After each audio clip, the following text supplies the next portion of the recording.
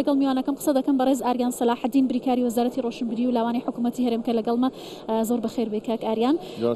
یەکەم جارە پێشانگای نیشتیمانی کتێب لە هەرێمی کوردستان دەکرێتەوە. ئەم هەنگاوە و ئامانجەکانی چۆن دەبینن و زیاتر ئامانجتان لەکردنەوەی ئەم جۆرە پێشانگایانە بە تایبەتی بۆ هەرێمی کوردستان چی بووە؟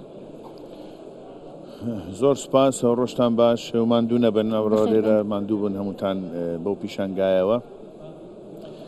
پیرۆزبایی لە هەموو خوێنەران و لە نووسەران و ئەدیبان و توێژەران کەم کە ئەمڕۆ یەکەم جار پیشانگای کتێبی کوردی لە هەولێر بەو بەرفراوانیا بەو شێوەیە بەو بەشداریە فراوانەی دەستگاکانی چاپ و بڵاوکردنەوە وەشەنخانە کوردیەکان تێیدا بەشدارن. ئەمە پیشانگای دیکەمان هەبوون بەڵام زۆر سنووردار بوون پێشتر کە کراون لە شار و شارچکەکانی دیکەی کوردستان و پیشانگای دیکەی زۆر گەورە و نێودەوڵەتیشمان هەبوون بەڵام نێودەوڵەتینە دەستگاکانی چاپ و بڵاوکردنەوەی دنیا دێن بەشداری دەکەن تێیدا بە هەموو زمان و نەتەوەکانی دیکەوە، بەڵام ئەوەیان تەنها کتێبخانەی دەستگاکانی کوردی تێیدا بەشدارن و یەکەم جارە بەم شێوەیە بەو بەرفراوانیە بکرێتەوە. جێی خۆشحاڵیە کە توانیمان بە هەموو لایەک لەگەر ماڵی وەفایی بە دەستخۆشیەوە لەگەر بەڕێزان لەو تیمە گەنجە و کاکڕێبین و هاوڕێکانی زۆر خۆبەخشانە خۆیان ماندوو کرد و پێکەوە وەزارەت لە ئەستۆی گرت و پاڵپشتی کردن و حکوومەتی هەرێمی کوردستان ئەم جۆرە بزاف و چالاکیانە بەردەوام دەبێت و بە بەردەوامی دەمانەوێت لە شارەکانی دیکەشەوە بکەین و لە شوێنەکانی دیکەش لە ڕووی جوگرافیاوە بیگوازینەوە لە ڕووی زەمن و کاتیشەوە بەردەوام لە دەرەوەی کوردستان لە بەشەکانی دیکەی کوردستان بەشداریان لەم پێشانگایدا کردووە؟ بەڵێ تێیدا هەیە دەتوانن دایان بینن نزیکەی 130 دەستگا و چاپ و وەشەنخانە بەشداری تێدا کردووە لە هەموو شارەکانی کوردستان و لە پارچەکانی دیکەی کوردستانیش لە ڕۆژهەڵات و باکوور و لە شوێنەکانی دیکەش چاپخانەی دەستگای و وەشەنخانەی کوردی هەبن هاتوون وابزانم چەندێکی 4-5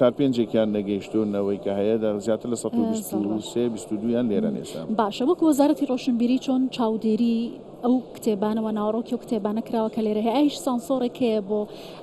بەشداری پێکردنی کتێب لەم پێشانگایەدا؟ نەخێر، حکوومەتی هەرێمی کوردستان و وەزارەتی ڕۆشنبیری هیچ سانسۆرێکی نییە لەسەر هیچ کتێبێک کە پێشی چاپ بکرێ. ینی بژمارەی سپاردن کە لە وەزارەتی ڕۆشنبیری بە کتێبێدرێت بەو مانایە نایەت کە پێشتر کتێبێک بخوێندرێتەوە ئەنجا مۆڵەتی پێ بدرێت، بەڵکو نووسەر خۆی بەرپرسیارە بەرامبەر ئەو یاسا بەرکارانێک کە لە هەرێمی کوردستاندا هەن بەرامبەر یاسای چاپ و بڵاوکردنەوە و وەزارەتی ڕۆشنبیری نەخێر هیچ سانسۆرێکی نییە و قەتیشی سانسۆری نەبووە و ئەو یاسایانەی کە لە وەزارەتدا هەن بۆ ڕێخستنی کای ڕۆشنبیری و نووسینە بۆ ئەوە نین کە لیژنەیەک دانیشتی بێ کتێبەکان بخوێنێتەوە و ڕەنگە لێم بپرسی ئەوکو لە گفتوگۆیەکی پێشتر کردبان ئەگە و کتێبانی کە دێن نەخێر ناخوێندرێنەوە ئەوجا مۆڵەتیان پێ بدرێت، بەڵکو نووسەر خۆی بەرپرسیارە بەرامبەر هەموو ئەوانەی دێنووسێەوە. حکوومەتی هەرێمی کوردستانیش ئەو ئازادیەی فراهەم کردووە بۆ نووسین و بۆ بیرکردنەوە و هیچ سانسۆر و هێڵێکی سوور بەوە نیە، بەڵام لە یاساکەدا هاتووە لە یاسای چاپەمەنیەکاندا هاتووە یاسا بڵاوکراوەدا هاتووە کە هەر دەستبردن بۆ هەر بابەتێکی نیشتیمانی و سمبولی نیشتیمانی نەتەوەیی یان بیر و باوەڕی ئاینی ئاین و ئاینزاکان نەتەوەکانی پێکەوە ژیان ئاسایشی کۆمەڵایەتی و تاری ڕقەبەری و پەرەپێدانی ئەو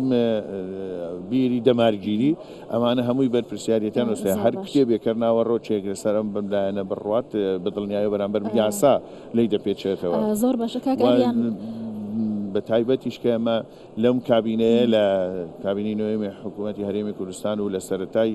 دەستپێکەوە و لە کارنامەی حکوومەت جەنابی کاک مەسرور بارزانی سەرۆکی حکوومەتی هەرێمی کوردستان زۆر بە گرنگیەوە لە بابەتی کولتوری و هونەری و هەموو کای نووسین و وەرگێڕان و ڕۆشنبیری ڕوانیوە و پاڵپشتێکی زۆر گەورە و باشیشی کردین هەمیشە و پاڵپشتیمان هەست پێ کردو پاڵپشتی نووسەران و هەموو بزافە ڕۆشنبیریەکان بووە لە هەموو کوردستان بە بێ جیاوازی و سەر تاسەری بەوەی ڕاکە هەم لە پیشانگاکانی کتێب هەم لە چاپکردن هەم لە پرۆژەی وەرگێڕان هەم لە فستیڤالی سینەما لە مۆسیقا لە شانۆ لە بواری وەرزش بە هەمان شێوە لە خزمەتکردنی لاوان ئەمە ئەو ڕێنماییانن کە ڕۆژانە ئێمە کاری لەسەر دەکەین و لە کارنامەدا هەیە و لە پرۆگرامی حکوومەتدا هەبووە و پرۆژەیەکی زۆر هەرە دیاریشمان ئەوەیە کە لە بواری وەرگێڕاندا جەنابی سەرۆک وەزیران بەسپاسەوە پشتگیری کردووە و ڕەزامەندی فەرمووە پرۆژەی وەرگێڕانی کتێبە بۆ زمانە زیندوەکانی دنیا لە کوردیەوە بۆ زمانە زیندوەکانی دیکە نەک لە زمانەکانی دیوە بۆ کوردی ئەمە کارێک کە کولتوری کوردستان و مێژووی کوردستان و فەرهەنگی کوردی لەسەر ڕەفەی کتێبخانەکانی دنیا و دەستگا و چاپۆشەخانەکانی زۆر باشە زۆر جار ڕخنە لەوە دەگیرا کە بۆچی کتێبی کوردی و نووسەری کورد لە ئاستی دنیادا وەکو جەنابەت وتت لە کتێبەکانیان لەسەر ڕەفی کتێبخانە جیهانیەکانان نیە لەوانەیە کەم و کوڕی لە وەرگێڕانە هەبوو بێت بەڵام ئەمە حتمەن دەواازێکی باشە بەڵام من ویستم بچمەوە بابەتی زمانی کوردیەوە وەکو پاراستنی شوناسی نەتەوەیی کە زۆر جار جەختی لێ دەکرێتەوە لە کاتی لێدانی زەنگی یەکەم زەنگی ساڵی خوێندن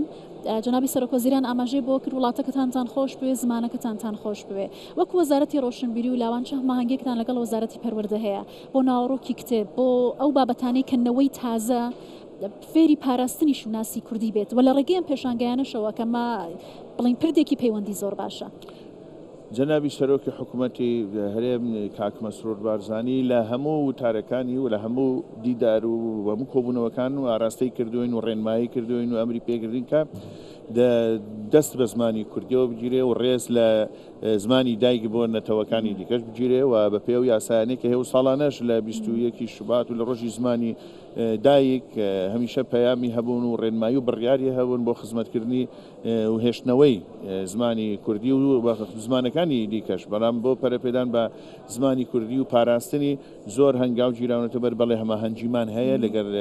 دام و دەستگاکانی دیکە لەگەر وەزارەتەکانی دی وەزارەتەکانی پەروەردە و وەزارەتی خوێندنی باڵا لەگەر دام و دەستگا و دەستانەی کە پەیوەندیدارن بە لەگە ئەکادیمیای کوردی لەگەر هەتا ژووری بازرگانی بە تایبەت بە تابلۆکان و ئەمە لیژنەیەکی هاوبەشمان هەیە ئەو لیژنەیە لە وەزارەتی ڕۆشنبیری و وەزارەتانە پێکاتۆن وەزارەتی ڕۆشنبیری سەرپەرشتی دەکا هەمومان پێکەوە وەکو تیمێک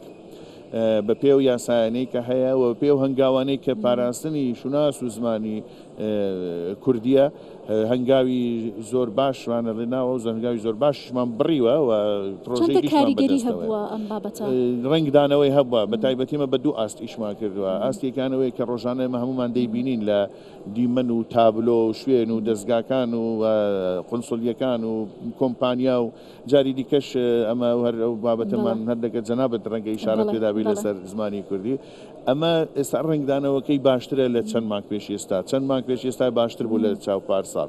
ئەوەی دیکەیان ئیش کارکردنە لەسەر ناوەڕۆکی نووسین لەسەر ئەو نامە فەرمیانەی کە لە حکوومەتدا هەیە لەسەر یاسا دەرکردن لەسەر راپۆرتەکانی کە بە فەرمی دەرێت ئایا دەبێت چۆن دەست بە زمانی کوردیەوە بگیرێن باشە کاکاریان سەردانی پێشانگاکەت کرد بەسەمێ بزان وەکو پرسیارێکی شخصی زیاتر حەز بە خوێنەوەی چ کتێبێک دەکەی لە چ بوارێکدا مێژووی سیاسی ئەدەبیە زیاتر خۆت چیت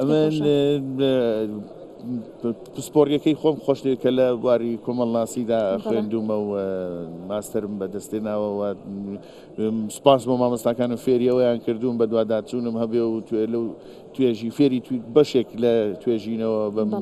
لەوان لەو لایەنانەی کە کارم لەسەر کردووە ئەوە بۆ من دەواازەیەکی باشە و لەگەر کتێبی ئەدەبی و لەگەر زۆر باشە مێژوو و بە تایبەتی هەندێک لێکۆڵینەوەی ئەنترۆپۆلۆژی و بابەتی مرۆڤناسی و حەزیش لە ئەدەب و خوێندنەوەی چیرۆک و ئەدەبیات دەکەم. زۆر سپاس دەکەم کە لەگەڵمان بووی بەڕێز ئاریان سەلاحەدین بریکاری وەزارەتی ڕۆشنبیری و لەوانەی حکوومەتی یارمەتی کوردستان. سپاس بۆ ئێوەشمان دوو نەبن.